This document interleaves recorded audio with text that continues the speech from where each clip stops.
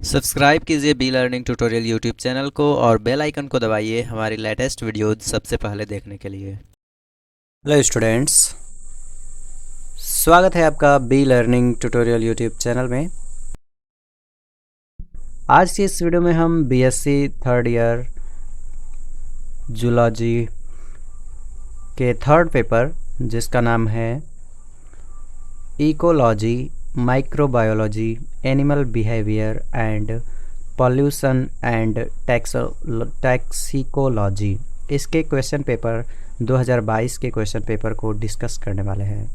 साथ में इसके आधारित इम्पॉर्टेंट क्वेश्चंस को भी डिस्कस करेंगे, इसके सिलेबस से रिलेटेड और इसमें कौन से क्वेश्चन कितने नंबर के पूछे जाते हैं, क्वेश्चन का स्ट्रक्चर क्या होने वाला है, ये सब चीज़ें इस वीडियो में हम डिस्कस करेंगे।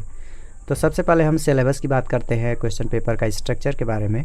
तो ये क्वेश्चन पेपर जो है 3 खंड में डिवाइडेड है, सेक्शन ए, सेक्शन बी और सेक्शन सी। तो सेक्शन ए से आपको very short answer type question देखने को मिलते हैं जिनके उत्तर आपको केवल 50 वर्ड्स में देने होते हैं। और बात करें इसमें क्वेश्चन की, तो टोटल नंबर ऑफ क्वेश्चन होते हैं 10 और आपको सभी क्वेश्चन करने होते हैं और एक क्वेश्चन का 1.5 नंबर दिया जाता है और सभी क्वेश्चन सही हुए तो 15 नंबर सेक्शन ए से प्रोवाइड किया जाता है। बात करते हैं सेक्शन बी की, तो सेक्शन बी से शॉर्ट आंसर टाइप क्वेश्चन देखने को मिलते हैं जिनके उत्तर आपको 200 शब्दों में देने होते हैं और यहाँ पे टोटल क्वेश्चन 10 होते हैं लेकिन करने केवल 5 क्वेश्चन होते हैं और यहाँ पे टोटल जो मार्क्स होते हैं वो एक क्वेश्चन के 5 नंबर अर्थात एक क्वेश्चन के 8 नंबर अर्थात सेक्शन बी से टोटल 40 नंबर के क्वेश्चन पूछे जाते हैं। बात करते हैं सेक्शन सी की, तो सेक्शन सी से आपको लॉन्ग आंसर टाइप क्वेश्चन देखने को मिलते हैं जिनके उत्तर आपको 500 शब्दों में देने होते हैं। यहाँ पे 5 क्वेश्चन हुए होते हैं लेकिन केवल आपको 2 क्वेश्चन करने होते हैं और इससे आपको केवल 20 नंबर के क्वेश्चन प्रोवाइड किए जाते हैं। मतलब सेक्शन सी से आपको 20 नंबर के क्वेश्चंस देखने को मिलते हैं। तो चलिए अब हम लोग स्टार्ट करते हैं बीएससी थर्ड ईयर के जूलॉजी के सेकंड पेपर 2022 के क्वेश्चन पेपर की सीरीज़ को। अगर आपने हमारे इस वीडियो को अभी तक लाइक नहीं किया है तो लाइक कर दीजिए, ज़्यादा से ज़्यादा लोगों तक शेयर कीजिए और चैनल पर नए हैं तो चैनल को सब्सक्राइब कीजिएगा।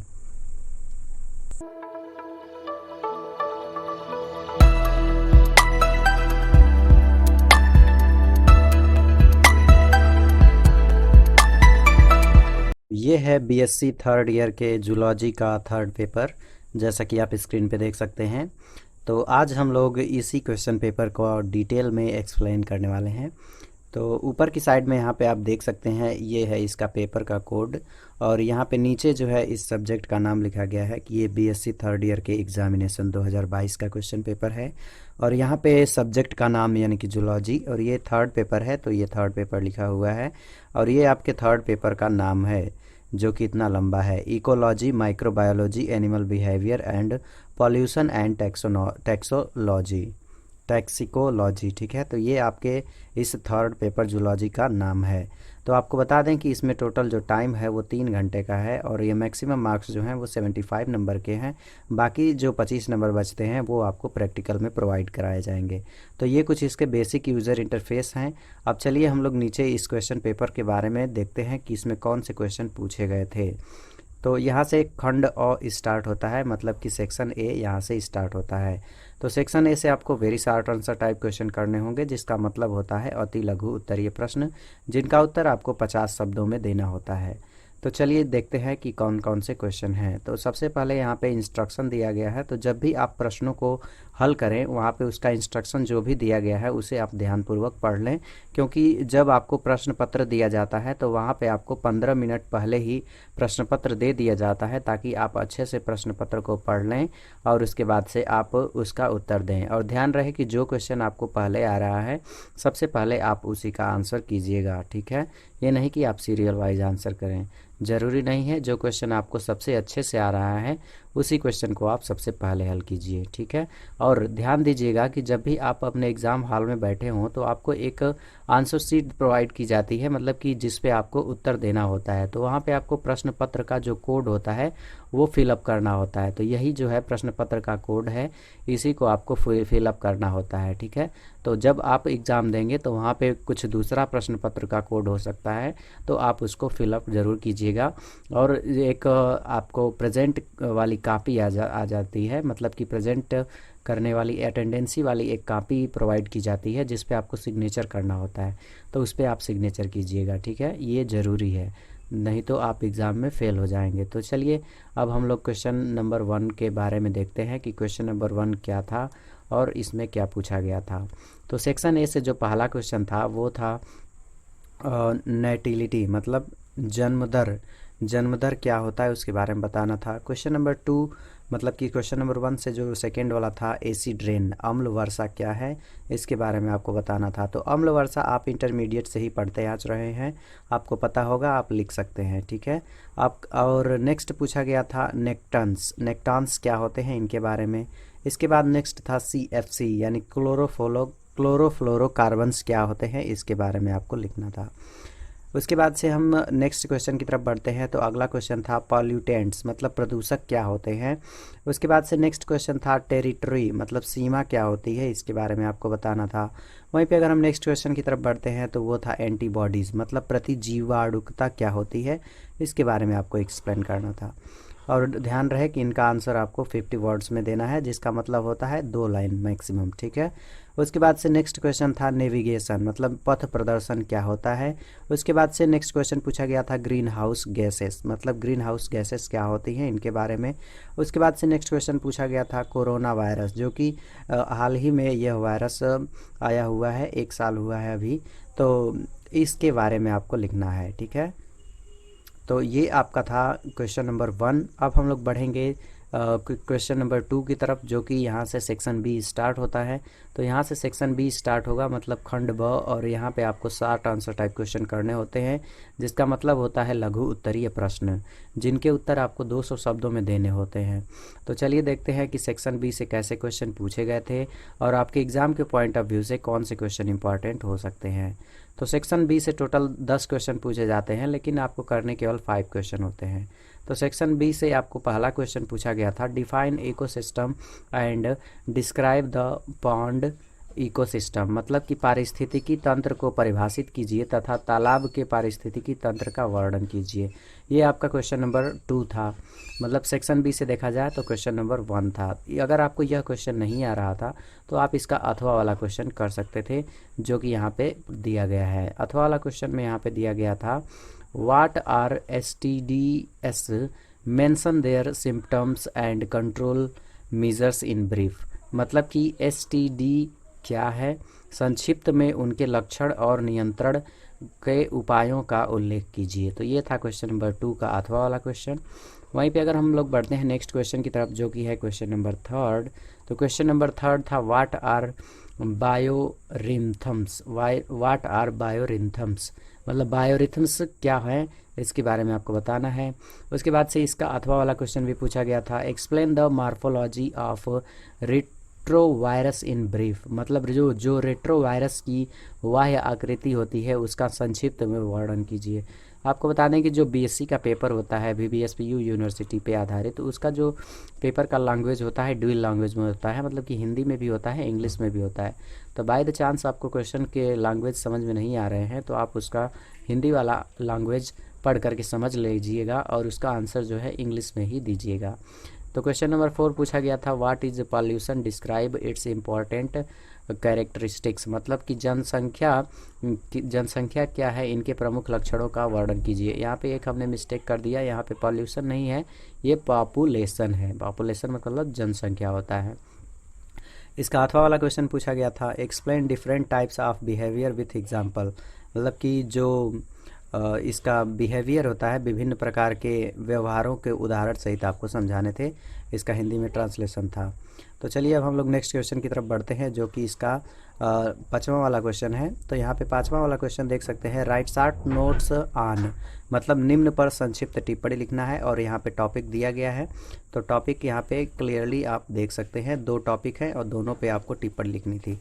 जो पहला टॉपिक था वो था पिरामिड ऑफ एनर्जी मतलब ऊर्जा का पिरामिड और दूसरा टॉपिक था बायो इंडिकेटर्स यानी जैव सूचक।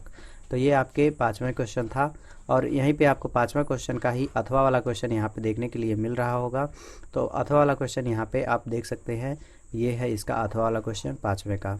इसमें कहा गया था explain economic importance of bacteria मतलब जीवाणु का आर्थिक महत्व दीजिए। तो ये था क्वेश्चन नंबर 5वां का अथवा वाला क्वेश्चन। वहीं पे अगर हम लोग बढ़ते हैं क्वेश्चन नंबर 6 की तरफ, तो क्वेश्चन नंबर 6 पूछा गया था right short note on following, मतलब कि जो ये निम्नलिखित दिखाई दे रहे हैं इनको आपको टिप्पणी लिखना है इन पे।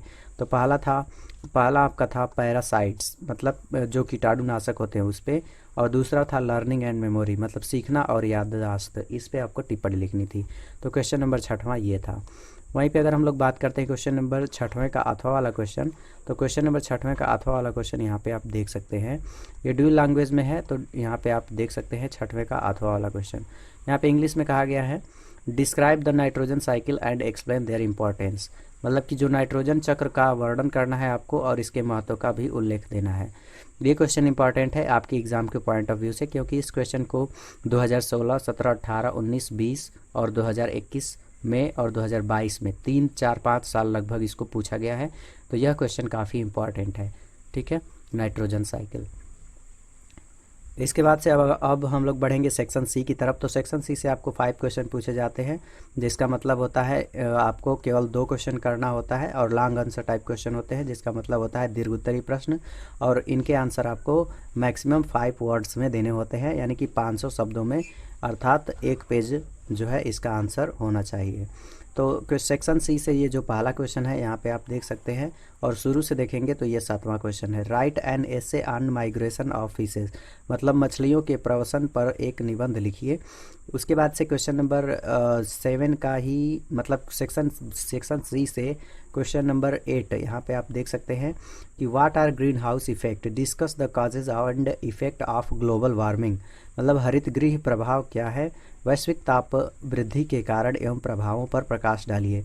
आपको यहाँ पे एक इम्पॉर्टेंट पॉइंट हम आपको नोटिस करा देना चाहते हैं कि जो ग्रीन हाउस इफेक्ट होता है इसी को रिपीट करके कई बार पूछा जा चुका है।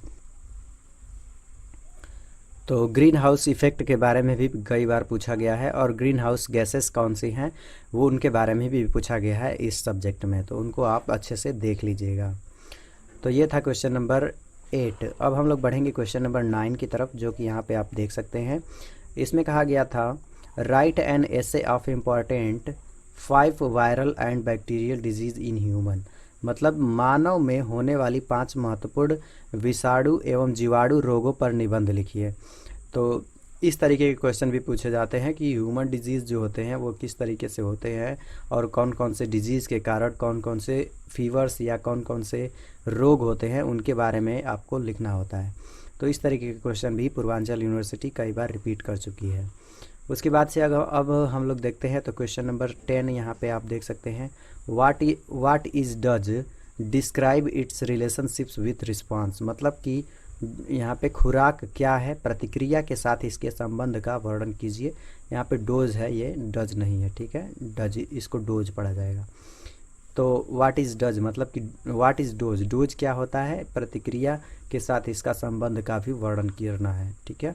उसके बाद से क्वेश्चन नंबर 11 यहाँ पे आप देख सकते हैं describe structure and function of ecosystem, discuss the effect of diminishing diversity on productivity and stability of an ecosystem. यहाँ पे इंग्लिश में ये क्वेश्चन था, अब इसका हिंदी में ट्रांसलेशन भी यहाँ पे दिया गया है। तो यहाँ पे आप क्लियरली देख सकते हैं इसका हिंदी में ट्रांसलेशन, जिसको हम अभी हाईलाइट कर दे रहे हैं इस वाले कॉलम में। तो यहाँ पे हिंदी में ट्रांसलेशन है इकोसिस्टम की संरचना और कार्यों का वर्णन कीजिए, घटती विविधता इकोसिस्टम की उत्पादकता और स्थायित्व को किस प्रकार प्रभावित करती है। तो क्वेश्चन नंबर 11 था। वहीं पे अगर हम लोग देखते हैं और इसमें तो और क्वेश्चन नहीं है। इस तरीके से सेक्शन सी से टोटल 5 क्वेश्चन कंप्लीट हो जाते हैं और करने केवल आपको 2 क्वेश्चन होते हैं। तो जो क्वेश्चन आपको अच्छे से आ रहा है उसी क्वेश्चन को आप पहले कीजिएगा। चलिए अब हम आपको बताते हैं कि आपके एग्ज़ाम के पॉइंट ऑफ व्यू से कौन कौन से क्वेश्चन इंपॉर्टेंट हो सकते हैं।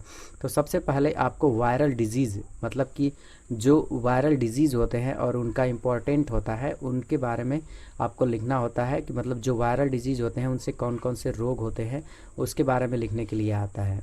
उसके बाद से जो ग्रीन हाउस इफ़ेक्ट होता है और ग्रीन हाउसेस गैसेज होती हैं उसके बारे में कई बार एग्ज़ाम में पूछा जा चुका है। और एक और इम्पॉर्टेंट पॉइंट नाइट्रोजन साइकिल, मतलब कि जो नाइट्रोजन चक्रण होता है उसके बारे में भी आपको पूछा जाता है। लॉन्ग में कभी कभी पूछ देता है, कभी कभी शॉर्ट में पूछता है। ठीक है। तो ये कुछ इम्पॉर्टेंट इसमें पॉइंट थे। और ये आपको बताया तो यहाँ पे पॉपुलेशन मतलब जनसंख्या पे नियंत्रण आप कैसे कर सकते हैं, इस पे निबंध लिखने के लिए आता है, ठीक है। और पॉल्यूशन पे भी निबंध लिखने के लिए आता है, तो उसको आप देख लीजिएगा। आपके एग्ज़ाम के पॉइंट ऑफ व्यू से ये सब टॉपिक इम्पॉर्टेंट हैं। अगर आपको नहीं समझ में आ रहा है कि कौन से टॉपिक ज़्यादा इम्पॉर्टेंट हैं, तो इसके लिए हम आपके लिए बनाए हुए हैं एक इम्पॉर्टेंट क्वेश्चन की सीरीज़। तो प्लेलिस्ट में जा करके उसको देख ज़रूर से लीजिएगा, जिससे आपको एक आइडिया मिल जाएगा कि कौन से क्वेश्चन इम्पॉर्टेंट हैं आपके एग्ज़ाम के पॉइंट ऑफ व्यू से।